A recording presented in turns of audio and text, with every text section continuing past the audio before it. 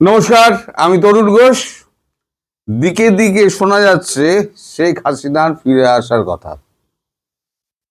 এখন শেখ হাসিনা কবে ফিরবেন, আওয়ামী লীগ নেতারা কবে ফিরবেন, সে নিয়ে এখন খুব আলোচনা হচ্ছে। আমি এখন এই নিয়ে কোনো কথা বলবো না। এই কারণে, কারণ খলিলুর রহমানের কালকে ভারতের পররাষ্ট্রমন্ত্রীর সঙ্গে বৈঠকের কথা, এবং অমিত শাহ এবং অজিত দোভাল পরপর দুদিন। এখন আজকে রাত্রিরে খলিলুর রহমান প্লেন ধরছেন, আজ রাতে ভারতে থাকবেন, তারপর সকালবেলাতে উনি ওনার যথারীতি কাজকর্ম শুরু করবেন। এখন খলিলুর রহমান, তাকে যেটা বলা হয়েছে যে আপনি প্রথম দুটো পয়েন্ট, 10টা পয়েন্টের প্রথম দুটো পয়েন্ট আপনি বাদ দিয়ে 3 নম্বর পয়েন্ট সেটা নিয়ে আপনি আলোচনার জন্য আমাদের অবগত করার জন্য আনছে। সেটা হচ্ছে চীনের সঙ্গে এবং পাকিস্তানের সঙ্গে আপনারা যে দূরত্ব বাড়ানোর যে প্রক্রিয়া, সেইটা সম্পর্কে আপনারা জানাচ্ছেন। কিন্তু 1 নম্বর পয়েন্টে যেটা আছে সেটা হচ্ছে শেখ হাসিনার বিরুদ্ধে সমস্ত মামলা তুলে নিতে হবে। আইসিটি দিয়ে মামলা করা হয়েছে। এবং 2, তাকে রাজনৈতিক কর্মকাণ্ড চালানোর জন্য প্রতিকূল পরিবেশের সৃষ্টি করে দিতে হবে। এই দুটো জিনিস আগে আপনাকে লিখিতভাবে সরকারের পক্ষ থেকে নিয়ে আসতে হবে অ্যাজ আপনার ফরেন মিনিস্টার। আপনি তো পররাষ্ট্রমন্ত্রী, তার মানে ফরেন মিনিস্টার। আপনি যখন এখন বিএনপির ফরেন মিনিস্টার, তাহলে ফরেন মিনিস্টারের দায়িত্ব হচ্ছে এইগুলোকে সরকার টু সরকার জানানো। অতএব এই দায়িত্বটা আপনার ওপরেই পড়েছে।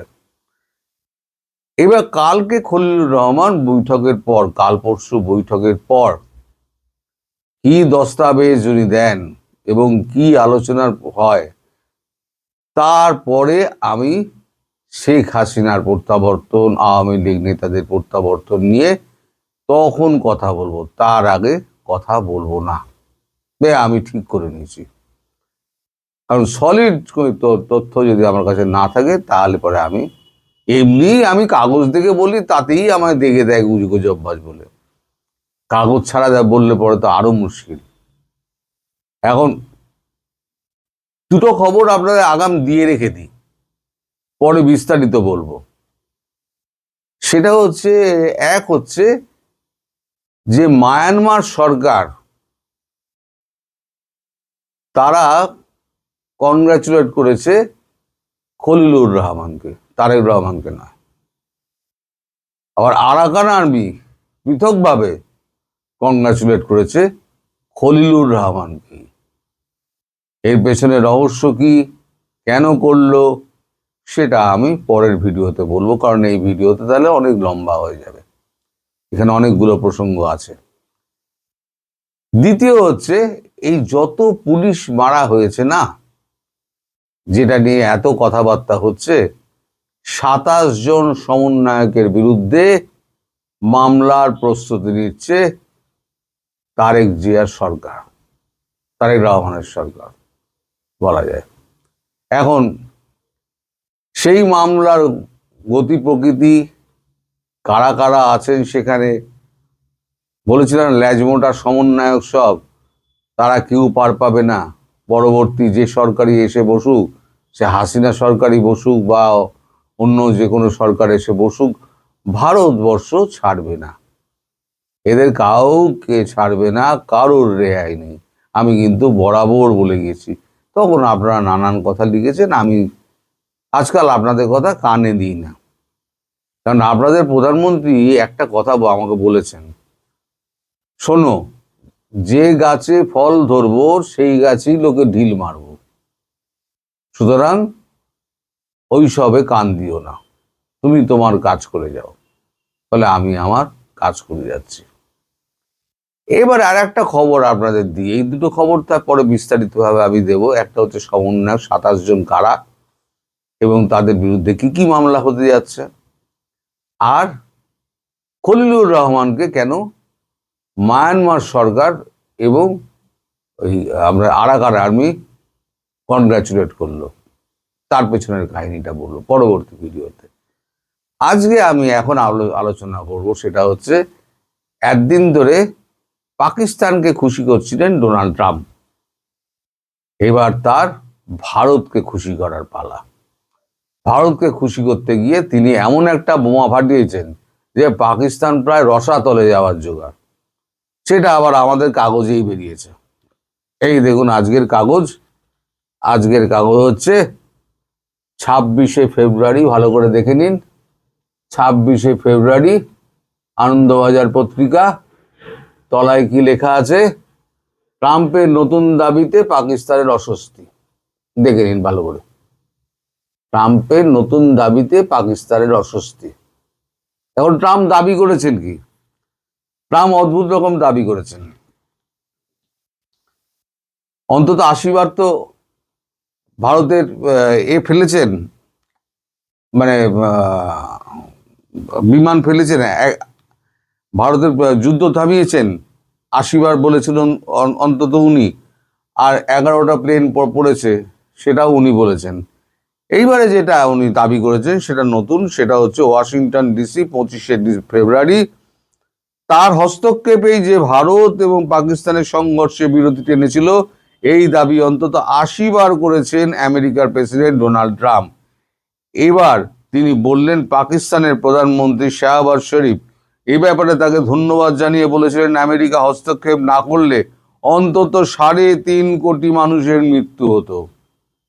ভাবুন, ট্রাম্পের যুদ্ধ থামানোর দাবি অতীতে বারবার খারিজ করেছে ভারত, যদিও শরীফ আমেরিকার প্রেসিডেন্টকে প্রকাশ্যে যুদ্ধ থামানোর কৃতিত্ব দিয়েছেন। ফলে ট্রাম্পের আজকের দাবিতে শরীফেরই মানে পাকিস্তানের প্রধানমন্ত্রী শরীফেরই মুখ পুড়ল বলে মনে করছেন আন্তর্জাতিক রাজনীতির বিশেষজ্ঞরা।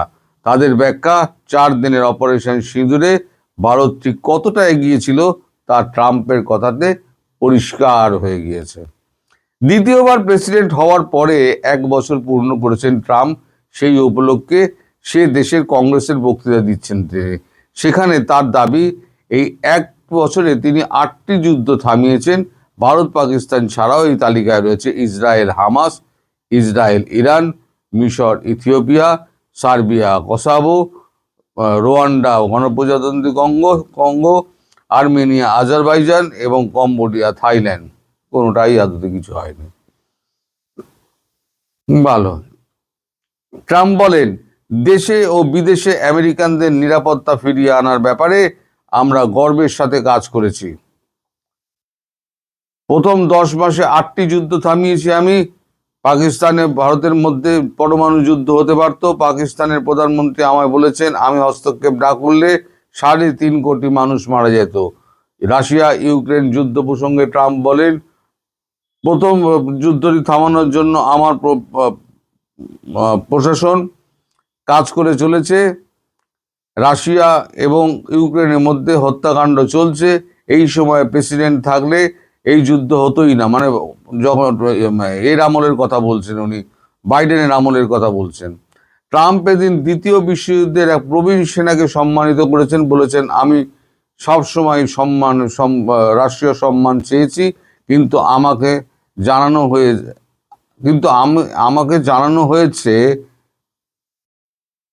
আমি নিজেকে তা জানাতে পারিনি। এখানটা কি লিখেছে আমি বুঝতে পারছি না, এখানটা লেখাটা ভুল হয়েছে। কিন্তু আমাকে জানানো হয়েছি আমি নিজেকে তা দিতে পারি না। মানে কি বলতে চেয়েছে কাগজ আমি ধরতে পারছি না। গত 10 মে অপারেশন সিঁদুরে 4 দিনের মাথায় সমাজ মাধ্যমে ট্রাম্প ঘোষণা করেছিলেন ভারত এবং পাকিস্তান সংঘর্ষ বিরতিতে সম্মত হয়েছে আমেরিকার মধ্যস্থতায়। তিনি আরও দাবি করেন, 2 দেশের উপরে 200% আমদানির শুল্ক চাপানোর হুঁশিয়ারি দিয়েছিলেন তিনি, তাতেই যুদ্ধ থামে। ভারত অবশ্য এই দাবি অস্বীকার করে এসছে। দাবি করেছে 2 দেশের ডিরেক্টর জেনারেল, মানে এটা বন্ধ করেছে 2 দেশের director general of military operation. তারা সরাসরি কথাবার্তা বলে যা দেখানো হয়েছে টিভিতে, সেই অনুযায়ী যুদ্ধ থামানো হয়েছে। এটা হচ্ছে ভারতের বরাবরের যেটা বক্তব্য, সেই বক্তব্য এখানে তুলে ধরা হয়েছে। এই যে নতুন করে উনি দাবি করলেন 3.5 কোটি মানুষ মারা যেত, তাতেও কিন্তু ভারতবর্ষ কোনো রকম প্রতিক্রিয়া জানায়নি। ট্রাম্পের কোনো কথাতেই আজকাল কোনো প্রতিক্রিয়া জানানো হয় না, এটা একদম সঠিক। ট্রাম্প যা বলেন তার উল্টো তিনি করেন, আর যা করেন সেটা উনি বলেন না। উনি রাত্রিবেলা শোন, মাঝরাতে একটা চিন্তা হয়, উঠে তিনি সমাজবাদটা করে লিখে ছেড়ে দিলেন। তার যে প্রতিফলন কিভাবে সারা বিশ্বে পড়তে পারে, তিনি মানে বিশ্বের সব থেকে বড় শক্তিশালী রাষ্ট্রের একজন প্রধান, তার একটা বক্তব্য কোথায় গিয়ে যেতে পারে প্রতিক্রিয়া, সেটা উনি ভাবেন না। উনি বলে দেন, ওনার মতো করে বলে দেন। এবারও বলেছেন 3.5 কোটি মানুষ মারা যেত, কখনোই এটা সত্য নয়। যদিও ভারত মুখে কিছু বলবে না, কিন্তু আমরা জানি এটা ট্রাম্পের আর একটা গুল, সেটা হচ্ছে ভারতকে এখন একটু সন্তুষ্ট করার ব্যাপার আছে। ভারত এফটিএ ডিল এগিয়ে আসছে, আর এফটিএ যদি না হয় তাহলে পরে ভারতবর্ষ ট্রাম্পকে গভীর গাড্ডায় ফেলে দেবে। আর মোদিজি এটা নিয়ে কোনো কথা বলছেন না, ফলে এখন ট্রাম্প বাবু পড়েছেন মুশকিলে। তবে প্রথম যেটা আমি বললাম আপনাদের যে খলিলুর রহমানের সঙ্গে কালকে পরশু দুদিন মিটিং আছে, এই দুটো মিটিংয়ের পর কি পরিস্থিতি হয় এবং ওই 2 পয়েন্ট নাম্বার 1 পয়েন্ট নাম্বার 2 এই দুটো নিয়ে কি জবাব খলিলুর রহমান নিয়ে আসেন, তার ওপরে শেখ হাসিনার ফেরা না ফেরা নিষ্পত্তি হচ্ছে। তবে এটা নিশ্চিত জানুন যে ভারতবর্ষ তার সুরক্ষা নিশ্চিত না করে শেখ হাসিনাকে কখনোই বাংলাদেশে পাঠাবে না। 100% নিরাপত্তা নিশ্চিত করা হলে তারপরে উনি ফেরত পাঠাবেন। তার আগে যা ব্যবস্থা করার ব্যবস্থা হচ্ছে হোক না, সেগুলো হতে থাকুক, কিন্তু নিরাপত্তা নিশ্চিত করতে হবে এবং তার বিরুদ্ধে সমস্ত যত আইনি ব্যাপারগুলো আছে সেগুলোকে সরলীকরণ করতে হবে বা উঠিয়ে দিতে হবে যে কোনো একটা।